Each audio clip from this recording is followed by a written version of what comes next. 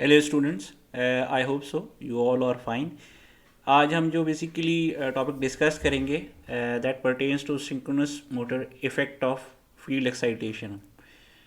So if you are following the previous two videos I have done on the synchronous motor, in which I have basically discussed about the starting issues and then the torque characteristics of the synchronous motor.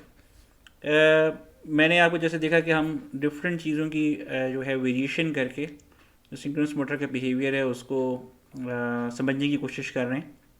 यहाँ पे अगर हम देखें तो हम जो synchronous motor के अंदर अब लर्न करने की कोशिश करेंगे वो उसकी field excitation. Now field is a word that we basically started to study in DC machines. DC machines में हमने बेसिकली दो मेन पार्ट्स होते हैं। One of them is called the armature and another one is called the field. Field जो होती है वहाँ पे फिक्स होती है, that is the stationary part and the armature is the rotating part. But when you move on to the synchronous machines तो आपकी जो फील्ड होती है वो रोटेटिंग पार्ट होती है, इट इज़ द रोटर, और इसको हम डीसी फील्ड सप्लाई करते हैं। वेयर एज दी आपका जो स्टेटर होता है उसको 3 फेज एसी सप्लाई जो है वो दी जाती है। तो आज हम उसके बारे में देखेंगे कि जो हम इसको डीसी फील्ड देते हैं, जो डीसी फील्ड हम प्रोवाइड करते हैं उसकी वजह से जो है मोटर के ऊपर क्या इफ़ेक्ट होता है। Before we start to our topic, I would like to include करना चाहूँगा कि हमारे पास जो बेसिक जो मोटर है उसके अंदर जो सबसे इम्पॉर्टेंट एस्पेक्ट है it's basically Dabali excited machine. और इस डबली एक्साइटेड मशीन होने का मतलब ये है कि जो रोटर और स्टेटर है उनको दोनों को सप्लाईज दी जाती हैं। To the rotor we give a DC excitation and to the stator we give a 3 phase AC supply. आज का जो टॉपिक है उसके अंदर ये दोनों जो है ये बहुत ही इंपॉर्टेंट रोल प्ले करेंगी। जो रोटर की जो डीसी एक्साइटेशन दी जाती है उसके नतीजे में भी एक मैग्नेटिक फील्ड प्रोड्यूस होती है that is constantly rotating at a synchronous speed. और जो 3 फेज एसी सप्लाई आपके स्टेटर को दी जाती है उसके नतीजे में भी एक रोटेटिंग मैग्नेटिक फील्ड प्रोड्यूस होती है that rotates at the synchronous speed. So in reality आपके पास दो फील्ड्स जो हैं वो एग्जिस्ट करती होती हैं। सो अगर हम देखें तो जो मोटर के अंदर जो ओवरऑल मैग्नेटिक फील्ड है, मैग्नेटिक फील्ड, ठीक है, तो ओवरऑल मैग्नेटिक फील्ड जो है इट कंसिस्ट ऑफ 2 पार्ट्स। इसमें अगर आप देखें तो इसमें एक जो है वो आपकी रोटर की मैग्नेटिक फील्ड है, मैग्नेटिक फील्ड, और एक जो है वो आपकी स्टेटर की मैग्नेटिक फील्ड है, मैग्नेटिक फील्ड, ठीक है। अगर आपको थोड़ा सा ये मैं बैकग्राउंडर दे रहा हूँ because obviously when I ever start I start to give a backgrounder to our topic because in this way I would think कि जो व्यूअर है उसके पास एक चांस होता है कि me have an idea, basic idea कि मशीन की जो है वो क्या चीज़ों को डिस्कस किया है। रोटर की मैग्नेटिक फील्ड के लिए आपके पास आप डीसी एक्साइटेशन देते हैं और आप मोटर को इनिशियली एक प्राइम मूवर से रोटेट कराते हैं और फिर इसको सिंक्रोनाइज करके इसको चलता छोड़ देते हैं। डीसी एक्साइटेशन देते हैं और जो प्राइम मूवर से मूव करा के आप इसकी जो स्पीड है वो एन सिंक्रोनस कर देते हैं। सिंक्रोनस स्पीड के ऊपर ये मोटर जो है वो रोटेट कर रही होती है। What ever the synchronous speed आपकी जो डिज़ाइन है उसमें आप जो सिंक्रोनस स्पीड की वैल्यू बनती है उसी के ऊपर जो है आपकी रोटर की मैग्नेटिक फील्ड भी रोटेट करती है। तो इन दोनों चीज़ों की वजह से आपके पास एक रोटेटिंग मैग्नेटिक फील्ड प्रोड्यूस होती है। This is the first type of rotating magnetic field. Similarly आप जो आपके पास जो स्टेटर की मैग्नेटिक फील्ड है उसको आप एक 3 फेज एसी सप्लाई देते हैं। और as you all know that is the fundamental principle of the AC machines कि 3 phase AC supply will produce a rotating magnetic field. तो इसके नतीजे में आपके पास second type of rotating magnetic field produce होती है and that is you all know कि ये सबसे फंडामेंटल एस्पेक्ट है। तो आप दो रोटेटिंग मैग्नेटिक फील्ड्स प्रोड्यूस हो गई हैं and that contributes towards your overall magnetic field. तो इसका मतलब ये कि जो आपके पास ओवरऑल मैग्नेटिक फील्ड है उसका कुछ पोर्शन जो है वो रोटर कंट्रीब्यूट कर रहा है एंड कुछ पोर्शन जो है वो स्टेटर मैग्नेटिक फील्ड कंट्रीब्यूट करेगी। अब आप कहेंगे कि यार आज के टॉपिक में क्या होगा।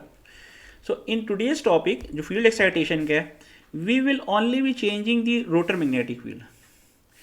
तो जो आपकी स्टेटर की मैग्नेटिक फील्ड होगी इट विल रिमेन कांस्टेंट, इसको हम नहीं छेड़ेंगे, कांस्टेंट वोल्टेज सप्लाई देंगे जिसके नतीजे में ये मैग्नेटिक फील्ड क्रिएट होगी and we won't be varying it at all, हम इसको बिल्कुल वेरी नहीं करेंगे।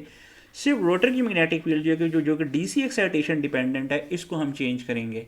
So we will start from a very low value, हमको एक लो वैल्यू लेंगे, उससे हम स्टार्ट करेंगे and then we will increase it to a high value. And ये जो हम जब ये करेंगे process, then we will see what will be the effect on the other parameters of the motor. ठीक है, ये चीज़ें आप हमने देखनी है। तो अदर पैरामीटर्स में जो सबसे इंपॉर्टेंट एस्पेक्ट होगा, वही जो चीज़ें हैं वो हमारी जो इस पूरी डिस्कशन का जो है ये पार्ट बनने वाली हैं, वो आप देखेंगे। और वो ऑब्वियसली ना आपको एक हाईलाइट करिए कि वर्सटैलिटी कितनी है इस सिंक्रोनस मोटर जो हमारे पास ये मशीन है, जो हमारी डिस्कशन में इंक्लूडेड है, इसके अंदर कितनी वर्सटैलिटी है, वो बड़ा इंपॉर्टेंट है। मैं हमेशा ये कहता हूँ कि in order to understand a synchronous motor you have to have a very good background of electrical machinery. इसके अंदर डीसी मशीन्स भी हैं, जिसके अंदर इंडक्शन मशीन्स भी हैं, उनका एक अच्छा बैकग्राउंड अगर आपके पास है तो you will be able to capture the concepts of the synchronous motor as well. अच्छा, वापस आते हैं। ये हमारे पास जो है ये इसकी बेसिक थी, मैंने इस पर डिस्कशन भी कर दी। तो अब कंडीशंस क्या होंगी ऑपरेशन की, यानी ये जो आप अभी फील्ड एक्साइटेशन का करना चाह रहे हैं, तो इसके अंदर ऑपरेशंस की जो है क्या कंडीशंस होगी। तो मैकेनिकल लोड, हम मैकेनिकल लोड कांस्टेंट रखेंगे और मोटर जो होगी ना वो एट अराउंड नो लोड चल रही होगी, तो नो लोड पे ही चलेगी। हाँ, लेकिन यहाँ पे इसको प्राइम मूवर ड्राइव नहीं कर रहा होगा, ये प्लीज़ क्लियर फॉर, क्योंकि लास्ट जो वीडियो आपने देखी थी उसमें मैंने आपको 3 स्टेट्स बताई थी, with prime mover removed and then with a load applied. तो यहाँ पे जो है आपके पास लोड तो कोई अप्लाई नहीं हुआ होगा, लेकिन प्राइम मूवर रिमूव हुआ होगा, तो मोटर सिंक्रोनाइज्ड होगी और चल रही होगी एट दी सिंक्रोनस स्पीड। तो यहाँ पे आपके पास दोनों जो मैग्नेटिक फील्ड्स होंगी वो दोनों सिंक्रोनाइज होकर चल रही होंगी। स्टेटर एक्साइटेशन कांस्टेंट होगी, यानी जो 3 फेज एसी सप्लाई दी है उसके अंदर कोई वेरिएशंस नहीं होंगी। रोटर एक्साइटेशन जो कि डीसी एक्साइटेशन दी हुई है वो वेरिएबल होगी, we will going to change it. Constant supply voltage, it against relates to the stator में जो आपने 3 फेज एसी सप्लाई दी हुई है, that pertains to this one. Constant input power, ये भी उसी से रिलेट कर रही है कि जो आपके पास जो इनपुट पावर दे रहे हैं वो कांस्टेंट होगी। ऑब्वियसली अगर आपका लोड वेरी नहीं कर रहा तो आपकी जो इनपुट पावर होगी वो ऑब्वियसली जो होगी वो कांस्टेंट ही होगी, क्योंकि आपके पास जो ओवरऑल पावर है वो चेंज नहीं हो रही होगी, तो so it is basically constant. ठीक है, ये सारी कंडीशंस जो है ना, ये इसकी जो है आप इसको जहन में रखिएगा तो आपको ज़रा सा आसान हो जाएगा इसको समझना। ठीक है, चलें जी, okay. So we start with the first कि जी effect of variation in excitation, what will be the effect. तो यहाँ पे मैंने ये थोड़ा सा समराइज करने की कोशिश की है। The change in field excitation neither effects the speed of the motor and nor the output of the motor. तो मैंने प्रीवियस वीडियो में भी आपको बताया था कि आउटपुट ऑफ द मोटर जो होती है वो in terms of torque and speed होती है। जब आप लोड ही नहीं चेंज करें तो टॉर्क के अंदर वेरिएशन नहीं हो सकती, और ऑब्वियसली स्पीड के अंदर तो वैसे भी इसके अंदर कोई वेरिएशन पॉसिबिलिटी नहीं है। तो फील्ड एक्साइटेशन चेंज करने से जो मैकेनिकल पावर आउटपुट है उसके अंदर कोई इफेक्ट नहीं होता। बट यहाँ पे अगर इम्पॉर्टेंट है, but it does effects the power factor and armature current. ठीक है, सो दो चीज़ों के ऊपर जो है ना हमारा यानी इस पूरी इसमें जाएगा। एक तो ये हम देखेंगे पावर फैक्टर। अब पावर फैक्टर है क्या, थोड़ा सा मैं इसको भी देख लेते हैं। And the armature current magnitude, armature current. अच्छा, अब आर्मेचर करंट की ना 2 चीज़ें हैं, एक तो उसका मैग्नीट्यूड भी होगा और दूसरा उसका एंगल भी होगा। ये एसी एंगल है ना, आर्मेचर करंट जो आपका स्टेटर करंट ड्रॉ कर रहा है वो एसी है। तो यहाँ पर हम पर फेज देखेंगे, obviously we won't be considering the 3 phases, हम एक पर फेज देखेंगे। और ये आर्मेचर करंट ये डायरेक्टली ऑब्वियसली रिलेट कर जाएगा पावर फैक्टर के साथ। पावर फैक्टर क्या है कि जो आपकी सप्लाई वोल्टेज है, सप्लाई वोल्टेज जो कि ऑब्वियसली यहाँ पे हम इसको वी लेंगे, and armature current, armature current, इनके दरमियान जो फेज एंगल है that will gives us the power factor. तो हम पावर फैक्टर को देखेंगे जी, पावर फैक्टर कहते हैं। पावर फैक्टर ऑब्वियसली हम cos फाई के तौर पे लेते हैं, cos phi, that is called the power factor. Phi जो है वो फेज एंगल होता है, और उसका अगर हम कोसाइन ले लें, cosine of the phase angle is called the power factor for the machine. ठीक है, तो ये थोड़ा सा यहाँ पे इसका ये एस्पेक्ट हो गया। The operation of a synchronous motor at constant supply voltage demands nearly constant flux. तो ये आपने ज़रा सा थोड़ा सा समझना पड़ेगा कि आपके पास जो मैंने स्टार्ट में जो बात की थी कि ओवरऑल मैग्नेटिक फील्ड जो है ये आपकी कांस्टेंट होगी, कांस्टेंट। इसको ये चीज़ लिखने के साथ ही ना आपके पास एक आइडिया आ जाएगा, और थोड़ा सा मैं समझूंगा कि थोड़ा सा आप यहाँ पे आप अपनी थॉट्स को भी जो है इन्वॉल्व करें in order to understand this topic very easily. It's not a very difficult topic if you have the proper background और आपके पास सारी इन्फॉर्मेशन हो तो ये टॉपिक बहुत आसान है समझने के लिए, जहाँ तक इसमें बात। तो यहाँ पे देखिए कि ये जो overall magnetic field is constant, why? Because the supply voltage is constant. तो जो आपने सप्लाई वोल्टेज दे रहे हैं, जो कि ये 3 फेज AC सप्लाई है, ये आप कह चुके हैं कि ये कांस्टेंट होगी। So if this is constant then overall जो मैग्नेटिक फील्ड है वो कांस्टेंट होगी। तो अगर आप रोटर की मैग्नेटिक फील्ड यानी कि इसकी DC एक्साइटेशन जो है इसको आप चेंज करेंगे, इसको इंक्रीज करेंगे, तो ऑब्वियसली जो इसकी जो स्टेटर की मैग्नेटिक फील्ड क्रिएट हो रही है उसका रोल जो है वो कम होता चला जाएगा। ये सबसे अहम है, और वो रोल चेंज होगा वक्त के साथ साथ। ना सिर्फ ये कि वो कम होगा बल्कि जो उसकी नेचर जो है उसकी वो भी चेंज कर जाएगी। तो ये मैं बड़ा इसमें ये इस पूरे टॉपिक में जो है ना इस चीज़ के ऊपर आपने पूरा जहन रखना है, तभी आपको ये समझ आएगा। ये पूरा बैकग्राउंड हो गया जो अब ये जो आप समझेंगे ये जो 5-10 मिनट की जो मैंने डिस्कशन की है ना, that is the most important. अगर आपको ये चीज़ समझ आ गई है तो फिर आगे की चीज़ें समझने में कोई डिफिकल्ट नहीं होंगी। We have the clear cut idea कि क्या चीज़ें मैंने डिस्कस की हैं and how I basically related those things. ठीक हो गया? चलें जी। तो so we start with the first thing is basically the under excitation. अब इस वक्त क्या सिचुएशन है? इस वक्त सिचुएशन ये है कि आपके पास जो DC एक्साइटेशन है वो बहुत वीक है। तो इससे basically you have given a very low DC excitation. So आपने ऑब्वियसली कोई सर्टनली कोई फ्लक्स अचीव करना है मशीन के अंदर, तो फिर ये फ्लक्स जो है वो अचीव करने के लिए आपको स्टेटर की मैग्नेटिक फील्ड के रोल को इन्हेंस करना पड़ेगा। एंड एज ए रिजल्ट जो स्टेटर की मैग्नेटिक फील्ड है it will be drawing a magnetising current from the stator supply. जो 3 फेज DC सप्लाई है उससे आप एक ड्रॉ कर रहे होंगे, एक मैग्नेटाइजिंग करंट ड्रॉ करेंगे। तो यहाँ पे वापस आ जाते हैं। ठीक है, तो पहले केस के अंदर अगर हम देखेंगे तो आपकी जो है आपकी सप्लाई कांस्टेंट है और आप मैग्नेटाइजिंग करंट ड्रॉ करेंगे। तो अगर मेरे पास ये V है तो आप मैग्नेटाइजिंग करंट ड्रॉ करते हैं तो वो इंडक्टिव इन नेचर होता है। इंडक्टेंस में क्या होता है? इंडक्टेंस में करंट लैग कर रहा होता है आपकी वोल्टेज को। So obviously the current will be lagging, या आपके पास जो करंट आएगा जो कि आपका आर्मेचर करंट है इट विल बी लैगिंग, और ये एक लैगिंग पावर फैक्टर बनेगा। तो यहाँ पे मैंने इसका एंगल दिखाया और यही लैगिंग पावर फैक्टर। अब आप देखें, अब आपको ये जो है जो डायग्राम है, जो फेजर डायग्राम है, इसमें आपको समझ आ जाएगा कि ये क्या है। बाकी एक सेकेंड, अभी मैं थोड़ा सी चीज़ें क्लियर कर देता हूँ। इसके अंदर और भी कुछ रोल्स हैं। इसके वोल्टेज और करंट तो हो गया, इसके अंदर एक तो E है और ER है। यहाँ पे अगेन आपको मेरी प्रीवियस वीडियो को देखना पड़ेगा कि ये E और ER क्या होता है, लेकिन मैं यहाँ पे आपको बता देता हूँ। E वो वोल्टेज है जो इंड्यूस होती है किसकी वजह से? मैंने आपको बताया कि 2 मैग्नेटिक फील्ड्स होती हैं। जो रोटर की मैग्नेटिक फील्ड होती है उसके इफेक्ट की वजह से जो स्टेटर के अंदर EMF इंड्यूस होती है that is called the E। वो ये E है। ठीक है, और ER क्या है? जब ये V और E के दरमियान जो डिफरेंस आता है उसको हम ER कहते हैं। ठीक है, तो अगर आप देखें, ये मैंने पहले भी बनाई हुई है, ऑब्वियसली ये आपको आप प्रीवियस वीडियो में भी देख चुके होंगे कि यहाँ पे आपके पास जो है E की वैल्यू ऑब्वियसली कोई लाई कर रही होती है। ये क्योंकि अब आपके पास प्राइम मूवर रिमूव होता है ना, तो ये थोड़ी सी E की वैल्यू जो है ये इसमें थोड़ा सा एंगल आ जाता है, डेल्टा, इन दोनों के दरमियान को एंगल आ जाता है, स्मॉल एंगल आ जाता है। ये लास्ट वीडियो आप रेफर करेंगे तब आपको समझ आ जाएगी। और इसके नतीजे में, इन दोनों के डिफरेंस के नतीजे में जो वोल्टेज आती है that is called the ER। ठीक है, ये इन दोनों का डिफरेंस है, ये फेजर सम हुआ हुआ होता है। ठीक है, ER आएगी। अब इनके नतीजे में ऑब्वियसली क्योंकि मैग्नेटाइजिंग करंट ड्रॉ कर रहा होगा तो ऑब्वियसली आपके पास जो पावर फैक्टर होगा वो लैगिंग पावर फैक्टर होगा।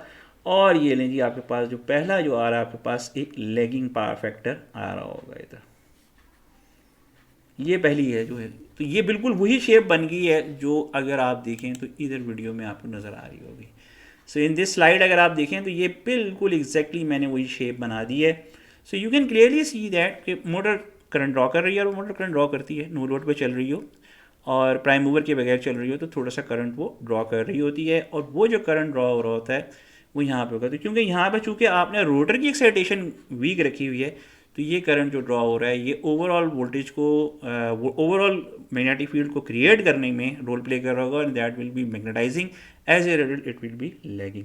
तो इस वक्त आपकी मोटर का जो पावर फैक्टर होगा वो लैगिंग पावर फैक्टर होगा। इस वक्त मोटर जो होगी वो लैगिंग पावर फैक्टर के साथ चल रही होगी, ठीक है। तो एक्साइटेशन का जो पार्ट अभी आपने जो बड़ी वीक सी एक्साइटेशन रखी थी उसकी वजह से एक लैगिंग पावर फैक्टर जो है वो क्रिएट कर रहा होगा, ठीक हो गया। तो थोड़ा सा ये चीज़ अब हो गई थी, पावर फैक्टर की बात भी होगी और आर्मेचर करंट की बात भी होगी। आर्मेचर करंट मैग्नेटाइजिंग है और पावर फैक्टर जो है वो लैगिंग है, ठीक है। नेक्स्ट चलते हैं। So now normal excitation. अब हम क्या करेंगे कि हम डीसी जो हमारे पास रोटर की मैग्नेटिक फील्ड थी, हम डीसी की जो एक्साइटेशन थी वो इंक्रीज़ करेंगे, एंड एज ए रिजल्ट जब वो एक्साइटेशन हम इंक्रीज़ करेंगे तो जो ऊपर मैंने आपको यहाँ पे बताई कि if I increase this rotor magnetic field, मैं ये डीसी एक्साइटेशन बढ़ा देता हूँ, तो चूँकि ओवरऑल मैग्नेटिक फील्ड कांस्टेंट रहती है, तो जो स्टेटर की मैग्नेटिक फील्ड होगी वो कम हो जाएगी। सो अगर वो कम हो जाएगी तो आपका स्टेटर जो है, जो आर्मेचर करंट है उसके अंदर जो मैग्नेटाइजिंग कंपोनेंट है वो रिड्यूस हो जाएगा, और अगर वो मैग्नेटाइजिंग कंपोनेंट रिड्यूस हो जाएगा यानी उसकी अमाउंट गिर जाएगी, तो क्या होगा? ऑब्वियसली हम यहाँ पे भी देखते हैं, थोड़ा सा इधर मैं आपको बना के दिखाता हूँ। यहाँ पे let's suppose we again start with the same thing कि यहाँ पे आपके पास वोल्टेज थी। अब चूंकि मैग्नेटाइजिंग करंट कम हुआ है तो लैग जो है वो कम हो गया। देखिए ये जो एंगल था phi, it has reduce. Simple सी बात है ना, कॉस फाई। करंट फाई जितना ज़्यादा होगा आपका पावर फैक्टर जो है उतना कम हो जाएगा। इसी तरीके से ये देखिए, फाई अगर ज़्यादा होगा तो पावर फैक्टर कम हो जाएगा, लेकिन अगर फाई कम हो जाएगा तो पावर फैक्टर ज़्यादा हो जाएगा। तो यहाँ पे अगर आप देखेंगे अभी भी लैगिंग पावर फैक्टर होगा, लेकिन पावर फैक्टर के अंदर इम्प्रूव हो जाएगा। लैगिंग तो होगा आपका पावर फैक्टर इस केस के अंदर भी, ठीक है, लेकिन उसमें इम्प्रूवमेंट हो जाएगी। और सेकेंडली आपका जो आर्मेचर करंट है उसका मैग्नीट्यूड कम हो जाएगा, वोल्टेज कॉन्स्टेंट रहेगी। सो वोल्टेज रिमेन्स कांस्टेंट, ठीक है, वोल्टेज रिमेन्स कांस्टेंट और वो मैग्नीट्यूड। लेकिन यहाँ पे एक और चीज़ मैं आपको यहाँ पे बताना चाहूँगा कि होगा ये कि जो आपके पास वोल्टेज आ रही थी उसका मैग्नीट्यूड बढ़ जाएगा। क्यों? क्योंकि रोटर की मैग्नेटिक फील्ड का जो चूंकि आपने इफेक्ट बढ़ाया है, तो जो ईएमएफ इंड्यूस हो रही थी due to the rotating magnetic field वो इंक्रीज कर जाएगी। तो अगर आप यहाँ पे देखेंगे तो आपको ई का जो वेक्टर है वो ज़्यादा बड़ा नज़र आएगा, और इसके नतीजे में जब आप रिजल्टेंट वेक्टर बनाएंगे तो वो भी थोड़ा सा जो है वो आपको ज़रा ज़्यादा नज़र आएगा। यार ये देखिए, सो वी कांस्टेंट है, सप्लाई वोल्टेज कांस्टेंट है, and that I have told you early in the start of the video कि ये कांस्टेंट रहेगी। ई आपकी इंक्रीज करेगी। ई क्या है? The EMF induced into the stator due to the rotor magnetic field, ठीक है। ये बड़ा मैं क्लियरली बता रहा हूँ, बार बार इसलिए क्लियरफाई कर रहा हूँ। और अब जो है पावर फैक्टर, लैगिंग तो पावर फैक्टर है, लेकिन पावर फैक्टर के अंदर इंप्रूवमेंट आ गई है। So power factor of the motor has improved only by variation of DC field excitation. जो डीसी एक्साइटेशन आपने दी हुई थी उसको वेरी करने से आपने मोटर आर्मेचर करंट को रिड्यूस कर दिया। देखिए दो चीज़ें हुई हैं, आर्मेचर करंट रिड्यूस्ड, इसकी मैग्नीट्यूड रिड्यूस हो गई है, और पावर फैक्टर इम्प्रूव्ड। ये देखिए दो चीज़ें जो हैं बहुत अहम है, और ये मैं हमेशा बताता हूँ कि ये सिर्फ अगर आप ये फेजर डायग्राम डी कोड कर लेना है तो आप पूरी मोटर का जो बिहेवियर है वो आपके सामने आ जाता है। चाहे यार मोटर कर क्या रही है, जो डिफरेंट जो पैरामीटर्स है मोटर के अंदर, हाउ दे आर परफॉर्मिंग। तो बहुत आसान है, ये टॉपिक बहुत आसान है, लेकिन ऑब्वियसली जो फेजर डायग्राम है उसको रीड करने के लिए आपको you have to have a clear cut understanding of the different quantities और parameters that are involve in the machine, ठीक है। मशीन के बिहेवियर को समझना, ये इसी से हाईलाइट हो रहा है। देखिए मैंने आपको पहले भी कहा था कि जब भी किसी चीज़ के बिहेवियर को समझना होता है, आप सारी चीज़ों को, सारे पैरामीटर्स को वेरी नहीं करने देते, आप रिस्ट्रिक्ट करते हैं। और ये इंजीनियरिंग का सबसे बड़ा मेजर रोल इसके अंदर, मेजर रूल है कि if you want to study about 3 parameters तो आप 2 को कांस्टेंट कर देंगे और 1 को वेरी करेंगे, फिर देखेंगे कि क्या वेरिएशन आ रही है, ठीक है ना, ये नहीं कि तीनों वेरी कर रहे हैं और आप अंडरस्टैंड करने की कोशिश करें, दैट्स वेरी डिफिकल्ट, कोई भी नहीं इसको समझ नहीं सकता कि फिर हो क्या रहा है। ठीक है ना, तो ये जो फेजर डायग्राम्स हैं they are very very interesting. और यहाँ पे जो मैंने जो इनिशियली जो एजम्पशंस की थी कि क्या क्या चीज़ें कांस्टेंट होंगी, और हम सिर्फ एक चीज़ जो है जो रोटर की जो एक्साइटेशन है उसको हम वेरी करेंगे, तो हम देखेंगे कि क्या होता है। ठीक है, आई होप सो आप उसको फॉलो कर रहे होंगे। तो ये नॉर्मल एक्साइटेशन हो गई है, और ऑब्वियसली नॉर्मल एक्साइटेशन के साथ जो है पावर फैक्टर लैगिंग ही है, लेकिन थोड़ा इंप्रूव हो गया है, थोड़ा सा बेहतर हुआ है। आगे चलते हैं। तो यहाँ पे हमारे पास क्रिटिकल एक्साइटेशन, इसका मतलब ये कि हमने डीसी जो एक्साइटेशन आ रही थी उसको फर्दर बढ़ा दिया है। और इसके फर्दर बढ़ाने से क्या हुआ है कि आपके जो वोल्टेज और करंट के दरमियान जो एंगल है वो बिल्कुल ख़त्म हो गया है। अगर इस वक्त अगर आप देखेंगे तो वोल्टेज और current they are in phase with each other, and the phi is basically equal to 0 and cos phi is equal to 1. that is means that कि आपका जो पावर फैक्टर है वो यूनिटी पावर फैक्टर हो गया। So the motor का power factor जो बड़ा ठीक ठाक लैगिंग था, सिर्फ डीसी फील्ड एक्साइटेशन के बढ़ाने की वजह से now it has come to the level of unity power factor. इसको हम क्रिटिकल एक्साइटेशन भी कहते हैं। क्रिटिकल एक्साइटेशन में be defined as the value of excitation for which the power factor of the synchronous motor becomes unity। ठीक है, ये छोटी सी डेफिनेशन हो गई है, and any one can understand कि ये बेसिकली इसके अंदर जो है क्या जो है सिचुएशन हुई है। ठीक है, तो अभी एक्साइटेशन आपने काफ़ी बढ़ा दी है। तो अब ये जैसे एक्साइटेशन जैसे जैसे आप बढ़ाते जा रहे हैं ना, तो जो रोटर मैग्नेटिक फील्ड है ना, इसका जो शेयर है ओवरऑल मैग्नेटिक फील्ड में वो बढ़ता जा रहा है। तो इसलिए आपको ई की वैल्यू भी बड़ी नज़र आ रही है। यानी अगर मैं इसी फील्ड के अंदर मैं ई की वैल्यू बनाना चाहूँगा, तो अब ई की वैल्यू ज़्यादा आ रही होगी, पहले से भी ज़्यादा आ रही होगी, ई की वैल्यू पहले से भी ज़्यादा हो रही होगी। और एज ए रिजल्ट जो आपके पास रिड्यूस्ड यानी जो रिजल्टेंट ई आर आ रही होगी, जो कि इन दोनों का डिफरेंस होता है, वो थोड़ी सी इंप्रूव कर जाएगी। लेकिन आप पावर फैक्टर को देखेंगे तो यहाँ पे देखें, इसके साथ साथ जो इंटरेस्टिंग बात ये है कि आपके पास आर्मेचर करंट का भी जो मैग्नीट्यूड है वो रिड्यूस होता जा रहा है। सो इसकी जो ये होती है बेसिकली आर्मेचर करंट की वजह से, और ये आपका फील्ड करंट है। तो फील्ड करंट बढ़ता जा रहा है, आर्मेचर करंट रिड्यूस होता जा रहा है, और overall magnetic field remains constant. ये अगर ना हो रही होती है ना, कांस्टेंट ना रह रही होती है, फिर ये चीज़ें समझना बहुत मुश्किल थी। लेकिन चूंकि हमने ओवरऑल मैग्नेटिक फील्ड मोटर की जो है वो कांस्टेंट, उसकी वजह है मोटर की स्पीड कांस्टेंट है। स्पीड का डायरेक्ट रिलेशनशिप होता है फ्लक्स के साथ, अगर फ्लक्स कांस्टेंट है तो स्पीड भी कांस्टेंट है। ठीक है, ये बड़ा जो है यहाँ पे हो रहा है, ये ज़रा इसको ज़रा जहन में रखें, साथ साथ चलते जाएँ, फिर आपको समझ आएगा। ठीक है, तो ये क्रिटिकल एक्साइटेशन के बारे में डिस्कशन हो गई। And last but not the least, over excitation, but this is in a way very very interesting to understand. मैं हमेशा कहता हूँ कि आप ज़रा सा चीज़ों को बहुत लाइट ले रहे होते हैं, लेकिन इट इन रियलिटी वो बहुत ज़्यादा इंटरेस्टिंग बिहेवियर जो है वो आपके पास आने वाला होता है। और ये जो इसका लास्ट है, that is the over excitation, जहाँ पे आपने डीसी फील्ड को ओवर एक्साइट कर दिया है। अब क्या हुआ है भाई, जब आप ओवर एक्साइट कर देंगे तो अब जो डीसी जो मोटर को जो फील्ड रिक्वायर्ड है वो तो कांस्टेंट रहेगी, जो मैंने शुरू में बताया था, जो मैंने बताया हुआ था आपको, वो देखें सामने ही आपके लिखा हुआ रखा है कि ये तो कांस्टेंट रहनी है, और ये बहुत ज़्यादा बढ़ गई है। तो अब कैसे कांस्टेंट, अब आप कैसे इसको कांस्टेंट रखेंगे? हाँ जी हाँ, so now you basically have to include the demagnetising behaviour. Demagnetising behaviour करना है आपने स्टेटर की मैग्नेटिक फील्ड का। और डीमैग्नेटाइजिंग बिहेवियर कैसे हो सकता है भाई? जब मैग्नेटाइजिंग बिहेवियर जो होता है वो आपके पास मैग्नेटाइजिंग जो मैग्नेटाइजिंग बिहेवियर के लिए जो आपके पास आता है वो होता है लैगिंग नेचर का पावर फैक्टर आता है, लैगिंग करंट ड्रॉ होता है। सो अगर आपको डीमैग्नेटाइजिंग करना है तो you have to draw leading power factor, यानी लीडिंग करंट ड्रॉ करना पड़ेगा। और लीडिंग का मतलब क्या होगा? हाँ जी, अब आप आएंगे कि हाँ ये वो क्या होगा। लीडिंग का करंट मतलब ये होगा कि अगर आपकी ये वोल्टेज का फेजर है, the current would be basically in this way, I A. So now the power factor will B not lagging but leading होगा। यहाँ पे लीड कर रहा होगा, करंट आपका लीड करेगा, वोल्टेज लैग करेगी।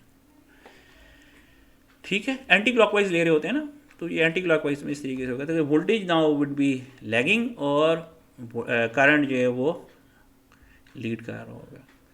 सो इन दिस मैनर, इसकी वजह से आपके पास जो अब आपके पास मैग्नेटिक फील्ड होगी वो कांस्टेंट होगी। सिर्फ फ़र्क क्या होगा, डीमैग्नेटाइजिंग बिहेवियर। तो पावर फैक्टर क्या हो जाएगा, power factor will be leading.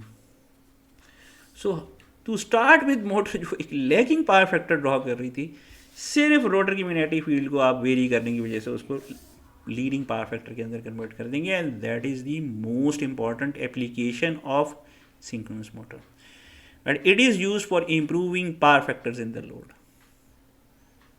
तो मैं हमेशा ये बताता हूँ कि ये वाली जो चीज़ है ना, ये सबसे ये वाला जो इसका बिहेवियर है, it is certainly different from any machine that you would find in the whole subject. It works to improve the power factor of the system. तो पावर सिस्टम के अंदर सिर्फ यही नहीं कि आप इसको कोई मैकेनिकल लोड ड्राइव करने के लिए लगाएंगे, बल्कि आप पावर फैक्टर जो है इम्प्रूव करने के लिए भी इसको पावर सिस्टम के अंदर इंक्लूड कर सकते हैं। That is a very major application of this electrical machine. तो ये बड़ा इंटरेस्टिंग सब्जेक्ट है, और ख़ासतौर पर मैं इस टॉपिक को बड़ा इंटरेस्टिंग समझता हूँ, क्योंकि जो आगे भी आप जो इसी की बेस पे जो आप आगे जो चीज़ें समझने की कोशिश करेंगे, वो ये इसमें सबसे ज़्यादा इंपॉर्टेंट जो है वो ये चीज़ें हाईलाइट हो रही होती हैं, और आप कर सकते हैं। तो ये अब मैं होपफुली ये वाली जो डायग्राम है ये भी अब आपको समझ आ जाएगी कि कैसे ई के अंदर इंक्रीज़ आई है, और कैसे जो है आपके पास रिजल्टेंट जो ई है वो वैल्यू क्या आई है। तो you can very easily understand the phasor diagram. ठीक है, तो ये हो गया ये। और इसके बाद जो हमारे पास जो है ये आया फाइनल। यहाँ पे मैंने क्या किया है कि सारे जो केसेस थे उनको मैंने एक ही लाइन के ऊपर ड्रॉ कर दिया है, just to give you an idea कि किस तरीके से डिफरेंट क्वांटिटीज़ वेरी करती हैं। तो आप पहली वाली अगर आप देखें तो उसके अंदर अंडर एक्साइटेशन है, और करंट लैगिंग है, और पावर फैक्टर भी लैगिंग है, लेकिन E is having a less than value of V। E की वैल्यू लेस है क्योंकि ऑब्वियसली आपने एक्साइटेशन कम दी हुई है, तो E की वैल्यू भी जो है वो उसी हिसाब से है। नेक्स्ट जो है आपके पास नॉर्मल एक्साइटेशन है, और नॉर्मल एक्साइटेशन में जो है वो आपके पास E की वैल्यू जो है वो V के इक्वल है, मगर here again you have lagging power factor. उससे आगे आपके पास क्रिटिकल एक्साइटेशन है और यूनिटी पावर फैक्टर हो जाता है, एंड देन E की वैल्यू जो है that is greater than V, and you have a leading power factor. तो in this way I think so you would be able to understand कि किस तरीके से हमारे पास जो ये मशीन है वो बिहेव करती है, और इसका जो पूरा बिहेवियर है वो कंप्लीट हो जाता है। तो please keep a check on this figure. हम इसको डिस्कशन को कंटिन्यू रखेंगे, और इस टॉपिक में मज़ीद जो है वो भी चीज़ें करते रहेंगे, देखते रहेंगे। Thank you.